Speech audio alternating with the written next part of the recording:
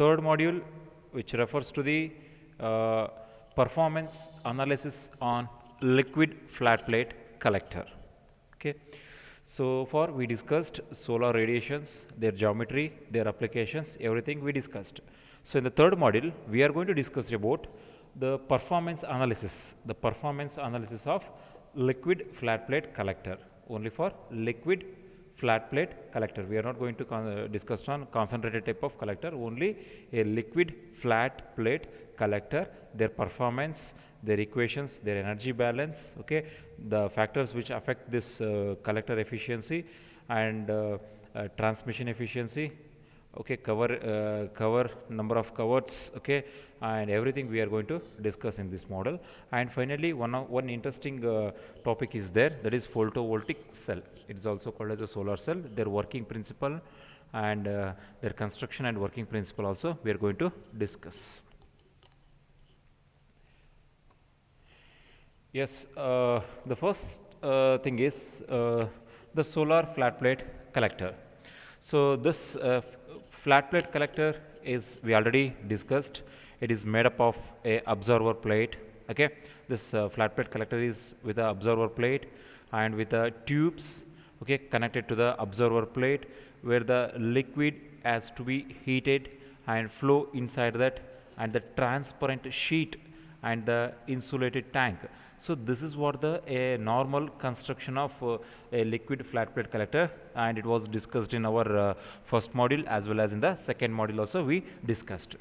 The main advantage of this flat plate collector is that it uses both a beam and a diffuse radiation. Means this type of flat plate collector is used for both the purpose. One is a beam means the direct radiation, as well as diffuse means the scattered radiations. Both the radiations we can go with this type of collectors. And moreover, due to its simplicity and stationary design, and it need a little maintenance. We already know that it need a very little maintenance. It only a drawback is that the area from which it is lost is high due to the lack of optical concentrations. That is what the only drawback of this flat plate collector, means the area from which heat is lost is high due to the lack of optical concentrator. If the optical concentrator are there, then we can avoid the loss of heat. That is what in the concentrated type of collectors. But in the flat plate collector, the heat loss, it's always high when compared to the concentrated type of collectors. As the consequences of this, the selection efficiency is normally poor when compared to the concentrated type of collectors. Generally, the liquid what we used here, that's why it is called as a liquid flat plate collector. If you use air, it is become a different one, but here we are using a liquid, means the water. Commonly we are using a water for this construction and operation of this liquid flat plate collector. But often a mixture of water and some of the other fluid also we are using. Some of the other fluids, like we can use a ethylene glycol, are also used in the atmospheric temperature and below of 0 degree and are expected to occur. The observer plate is normally made up of, we already know that it is made up of sheets. It's having made by sheets. That is what the construction of this liquid flat plate collector. It's made up of a sheet, a metal, maybe copper or maybe aluminum. So just to it should have a high thermal conductivity. And the thickness of this is very small when compared to the other thickness, machine thickness. This thickness of sheet is a 0.2 to 1 mm, maximum of 1 mm thickness. Whereas the tubes, which are often a metal sheets, having a diameter of 1 to 1.5 centimeter. The only maximum diameter is 1 to 1.5 centimeter. That is the diameter of the tubes. And they are soldered, means they are in connect with a solder. If you go with the soldering, it's a one type of joining process, or we can go with a brazing or welded or pressurized welding. Maybe welding, it's also a type of joining. Brazing is also type of joining, or soldering means if the thickness is very less, we can go with the soldering and brazing. If the thickness is more, we can go with a welding. Okay, so welding need a high thickness. Otherwise it will melt.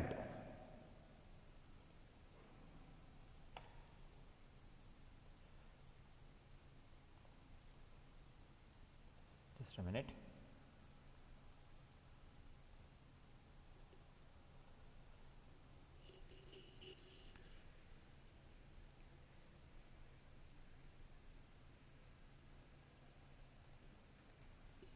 Sorry for the inconvenience.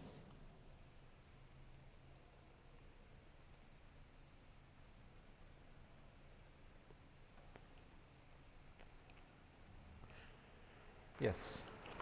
The tubes are interconnected with the help of either soldering, brazing. The thickness is very less. If the thickness is more, we can go with the welding. That is what pressurized welding at the bottom of the observer plate. Okay. And in certain design, the tubes are bonded to the top and are inline and interconnected with the observer plate. And the metal widely used for this observer plate is, I told, either we can go with the aluminum or we can go with the copper.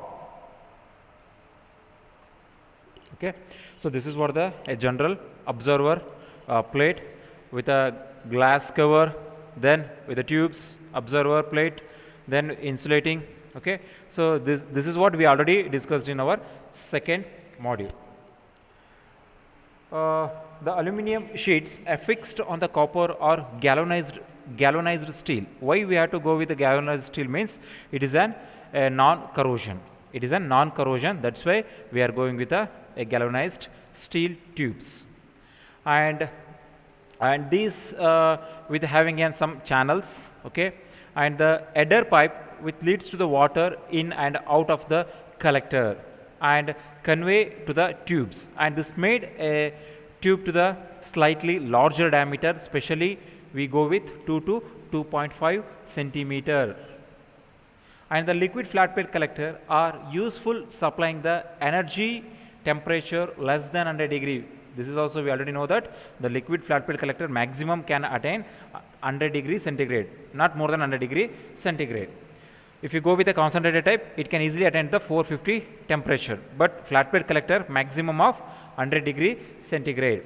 And it is used in the system for supplying a heated water for domestic applications. This is what some of the applications, domestic applications, that is what for heat water or warm water needed for the bathing purpose or for the swimming pool purpose. That is what domestic applications, agricultural purpose, industrial applications also we can use, and for space heating and space cooling also we can go with this liquid type of flat plate collector.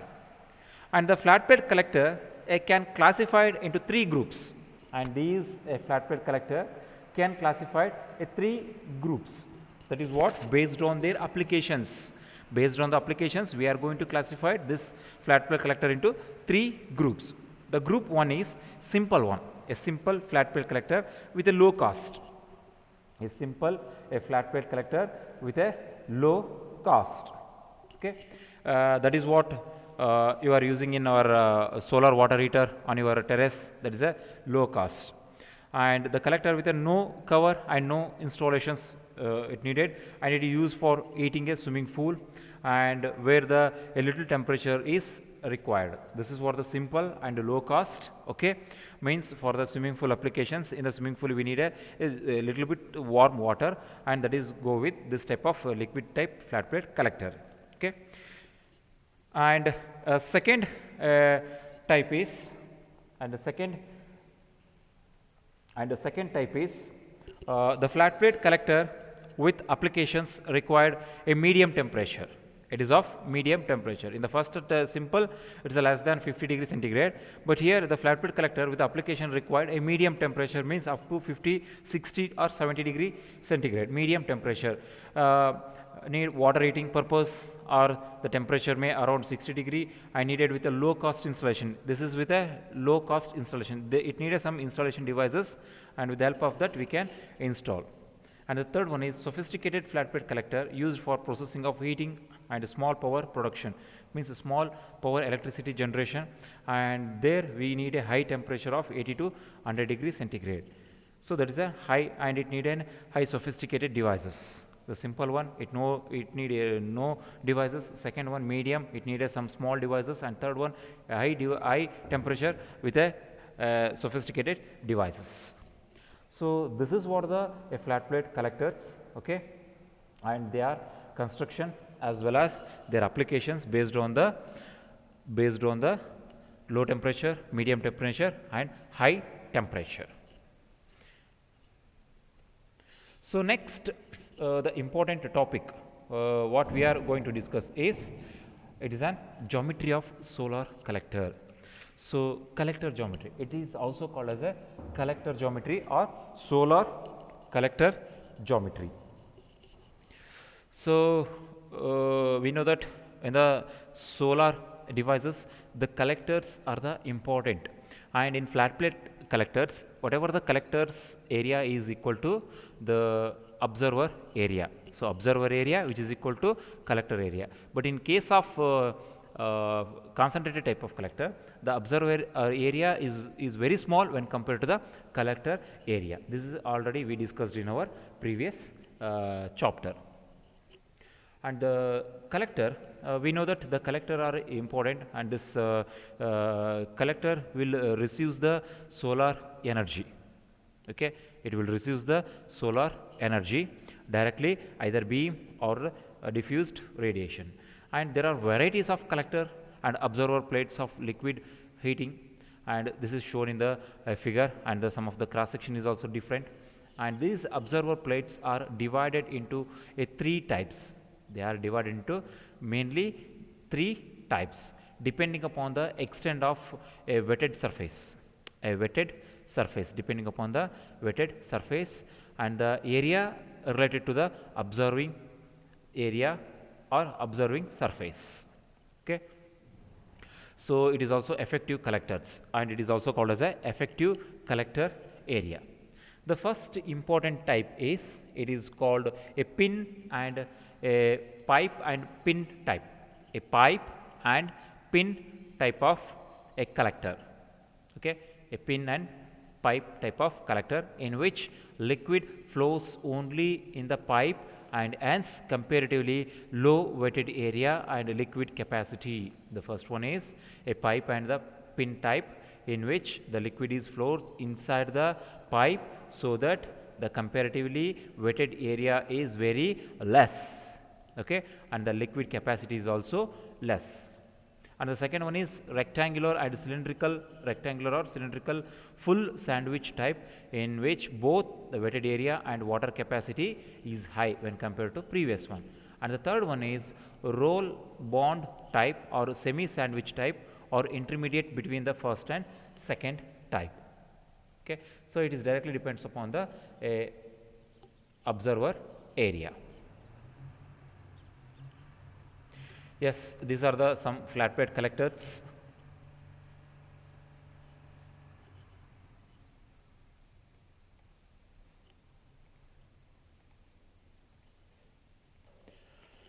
Yes, these are the some different types of geometry or design of the collectors. Okay, here you observe first one.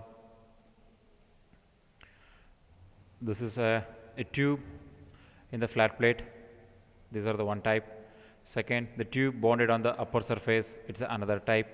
Okay, these are the collectors. And the tube fastened or the lower surface is the upper surface, and this is a lower surface. Okay, means this is an observer plate, and on that these collector tubes are placed, and the tube fitted with a grooved, means exactly in between that they are placed. These are the different designs. Okay, so we can go with a circular one, or we can go with a, here there is another type. Okay, and here another type, and this is an one more type, fastened type. Okay, and this is honeycomb structure. Either we can go with a rectangular type. Okay, these are the different types of the flat plate collectors, tubes with a observer. And come to the collectors, either it's a zigzag type. Okay, directly we can place a parallel or series type, or here you observed this is a zigzag type. Okay, the coil, inside on that observer plate or beneath the observer plate. And this is another type, it's a C-section type, okay, and this is also another type of the design. So we can go with a different type of designs, okay. So these different type of designs, why you have to go means, if you go with these different types, these different type of designs can give a different type of efficiencies, okay. If you need a high efficiency, you can go with more observer and the more collector, contact between observer and the collector is more. If you need a less efficiency, the less contact, okay. So that's why we have to go with a different type of flat plate collectors. And the best choice of collectors panel, okay. If you want to select the these observer plates, okay, if you want to select an observer plate, that is based on particular applications, means particular application and particular efficiency, we have to select the observer panels, okay, or collector panels, collector or observer panels, that is based on the applications as well as efficiency of the devices. If you want to low temperature, if I need a low temperature or low temperature requirement means it is between 40 to 50 degree centigrade. 40 to 50 degree centigrade, it is called as a low temperature application. If you want to low temperature application, then we have to go with a pipe and the pipe type of panels. Okay, so applications like swimming pool applications means in the swimming pool we need a just warm water, not a high temperature water, not a low cold water. We need a little bit warm water in the swimming pool. Okay, in that the plastic and a full water sandwich and the panel maybe is the most approaches. Means the plastic means in the bottom of the swimming pool we covered with the plastic. That plastic will absorb, we already know that why we have to cover the bottom. The bottom, if we cover with the black plastic, it will absorb the energy and it will try to retain that energy. So it is only for the small temperature applications. If you want high temperature applications like domestic applications and industrial applications, we need a temperature between 60, 70, 80 degree centigrade. Then these applications are also depending upon the some of the requirement like high efficiency, the reliability means you can trust on the device, and the long life of the equipment, and these are the another requirements. So by all these requirements we can go with the pipe and pin type of panels. Okay, pipe and pin type of panels if you go with, we can easily achieve 60-70 degrees centigrade, that is for the industrial and domestic purpose, and these also have reliable, okay, and long life and give the high efficiency. So this is what a selection of collector panels, okay, based on their applications as well as based on their structure or geometry. Okay, so we already discussed in our previous class also. So the observer plate, okay, collector plate, so everything is there, and this observer plate we are going to coat, we are going to paint, correct? We discussed in our second module, in the second chapter. So it is the liquid flat plate collectors based on some of the parameters. The efficiency of the liquid flat plate collector, it is based on the some of the parameters, okay, like design parameters, operational parameters, design parameters, operational parameters, methodological parameters, and environmental parameters. So there are so many parameters. These parameters are directly affect the liquid flat plate collector efficiency. Is it correct? And in that, okay, so the parameters what we are going to discuss is the selective surface, means the selective of the observer surface, the selective of the observer surface. So it is also contributing to the performance, and this selective surface, it is the number of the glass cover,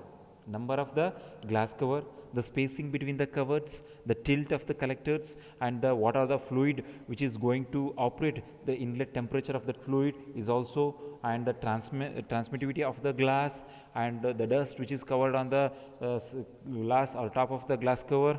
Okay, so these are the so many parameters which affects the efficiency of the flat plate collector. So in this topic we are going to discuss this selective surface means some of the parameters which affects the liquid flat plate collector, that is a surface. The first thing is surface. The surface is most important. The observer plate surface which exhibits the characteristics of the high value of observability means this observer plate, okay, the observer plate is made by, we already discussed, it is a thin plate, okay, it is a thin plate, either it is made with a copper or aluminum or any other alloys which having high conductivity, okay, which having high conductivity. And this observer plate, it is also coated, means it is also painted, it is not an empty sheet what we are not using.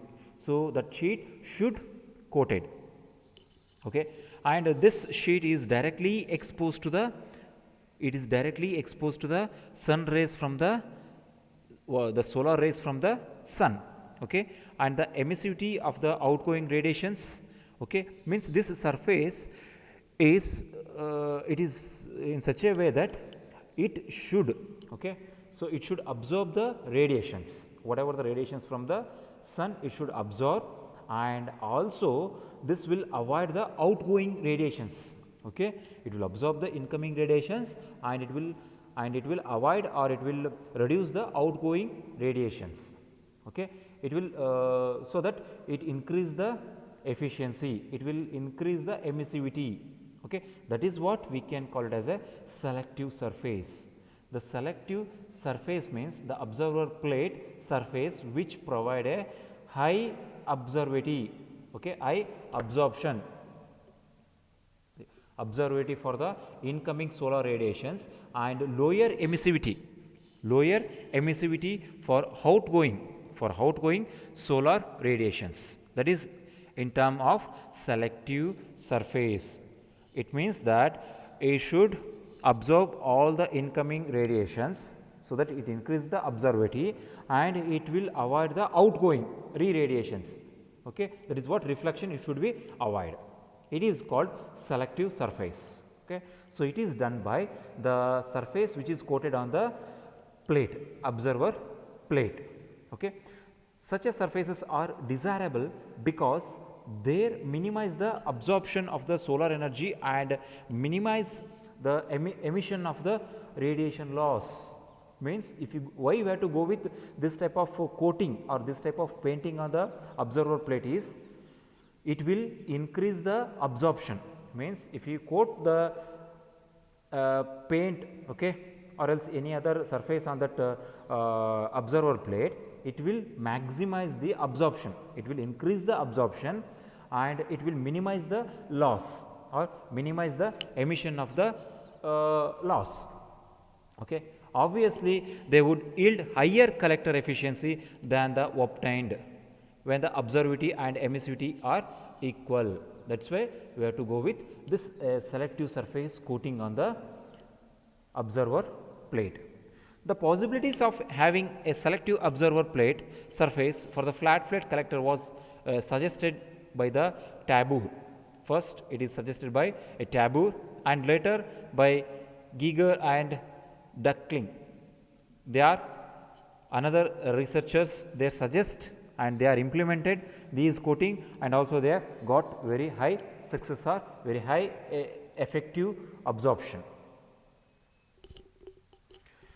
And the development of these selective coatings on various metal substrate means these coating, okay, this coating see this selective surface means one surface is going to coat on the another metal substrate or metal surface, that is what selective surface.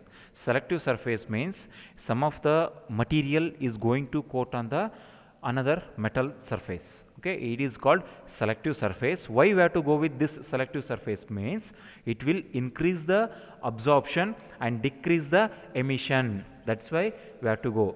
So of course we can only use observer plate without these coatings, but the efficiency is very less because the absorption is also high and emission is also high. If emission and absorption increases, there is no heat retained in the observer plate. If there is no heat retained in the observer plate, it won't transmit to the fluid. If no heat transferred to the fluid, so no work will done for the turbines, no electricity will generate. Okay, for all these things, if you want to increase efficiency, then we have to go with this selective surfaces. Okay, and the layer means the layer of this coating is very less. It is less than 1 micron. It's a less than 1 micron thickness. Okay, and the deposited by various methods, and we can go with a number of methods to coat this surface.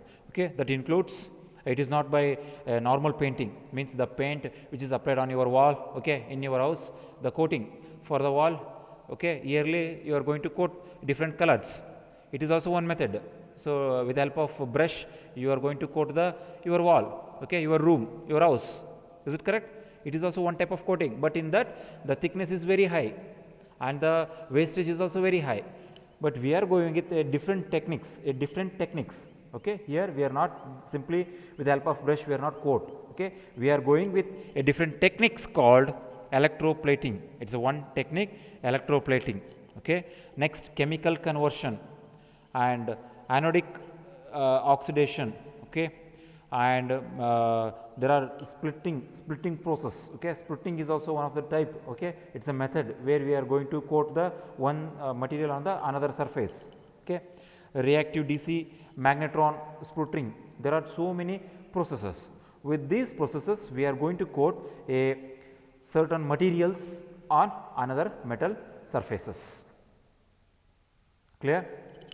And these techniques, that is what electroplating. So it's electroplating means with the help of electrolysis, okay. So the one surface, one material will dissolves and it is slowly going to coat on the another surfaces. The chemical conversion means with the help of chemical reactions we are going to coat. By chemical reactions it will forms the vapors and vapors will collected on the another metal surface, okay. And whatever the coating we are getting is very less, okay, and very effective one. The surface of the copper, generally what we are using is the surface layer of the copper oxides were among the first selective surfaces and it is suitable for practical applications, okay. The copper oxide layer was formed by chemical conversion, and by treating a cleaned, the surface should be very cleaned and polished copper plate in a hot solution. It is placed in a hot solution and the sodium oxide and the sodium chloride will dissolve that solution and it will forms the oxides, and that oxides is slowly going to coat on the copper and it is become an copper oxides, okay. And this value is very low. It is of 0.89 and 0.17, that is absorptivity and emissivity is high because of this surface, and this surface is very low thickness and we can achieve it in temperature of 100 degree centigrade. And currently most of the commercially selective surfaces coatings are metallic dielectric composite coating. So composite coating means more than two materials are coated, okay, and it is known as CIRMATs, okay. So CIRMATs means ceramic, CIR means ceramic, MET means metals. So ceramic plus metals combinedly we can call it as a CIRMATs. So here also one of the technique generally used and it is comes under the composite materials, okay, and this consists of a fine metal particles, and in a dielectric or a ceramic matrix, okay, and it is of a porous oxide impregnated with metals, means it is covered or embedded with metals, okay. These oxides metals, okay, ceramic metals are covered with the metals and forms the CIRMATs, means ceramic plus oxides. Then the film of these composites are a very transparent one and they have a very high wavelength region and a strong absorbing capacity, and also they go with a very high temperature of applications. That is most important thing, okay. And some of the examples are a nickel black and black chromium nickel are the main metal what we are using, this flat plate collector. So these are the some techniques. Okay, and on the most finally we can spectrally selective the paint coatings. That is what the paint coatings. Okay, not painting, it is a paint coating. Okay, having also commercially developed with for the low temperature applications, and these are effective as a electro deposited coating. Okay, and observability of this range is 0.88 to 0.94. There is a high observability, and while emissivity of these are very carefully clean metal substrate and ranges from 0.28 to 0.49. Okay, so this is what the is selective surfaces. We have to select one surface and which is going to coat on the another surface. Okay, and these plates, okay, what I told, it's a coating one surface on the another surface. So these are the some selective surfaces: a black, a silicon paint, a black silicon, and the black copper over and copper, and the black chromium over and nickel. So these are the some different materials which are coating with another materials, and absorbance and emissivity is less, and this is increases, and also and they are breakdown temperature we can achieve 350, we can achieve 450, we can achieve 450. These temperature we can easily achieve, and they are stable at high temperatures, and these are the some comments. Silicon binders and stable at high temperatures, and they need high temperature applications, and they can perform with a moisture also. These are the characteristics of observative coatings. Why we have to go with coatings? And these observative coatings are depends upon the some of the factors. The first factors which is affect is number of the coverts. The efficiency of this includes the number of the coverts. Means we can say that, okay, the liquid flat plate collector is directly depends upon the number of the coverts. The liquid flat plate collector efficiency is directly depends upon the number of the coverts what we can use.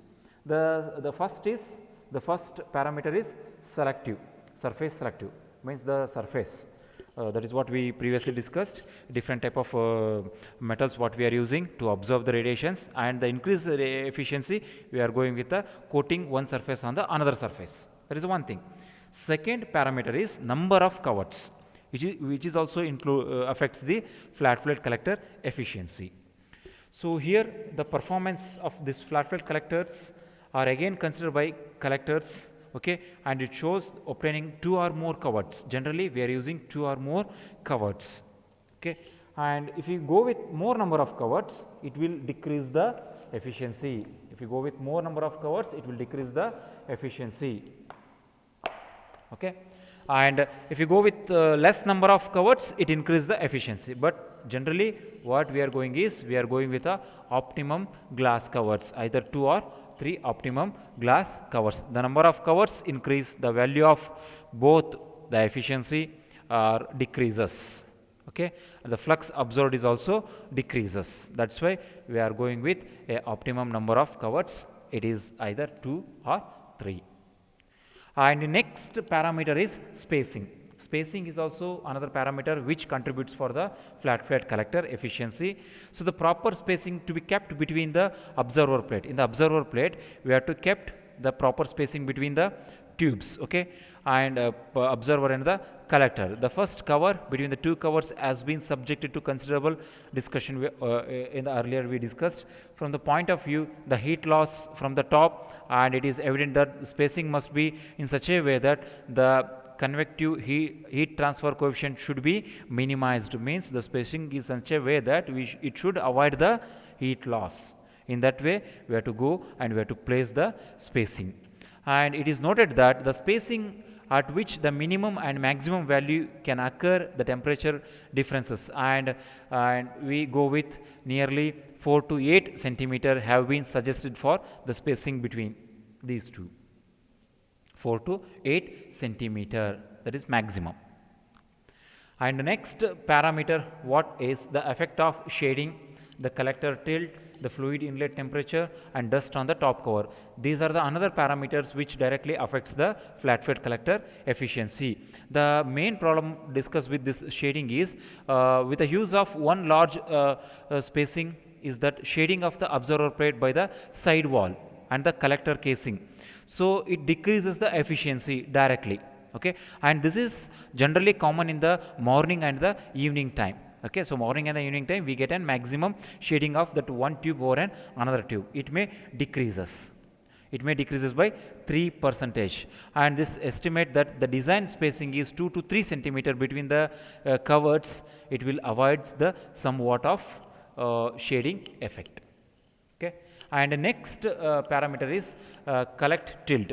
Means the collector what we are placing is not exactly on the horizontal. We are going to place it on the some tilt, some inclination, so that it will expose maximum to the solar radiations and increase the efficiency.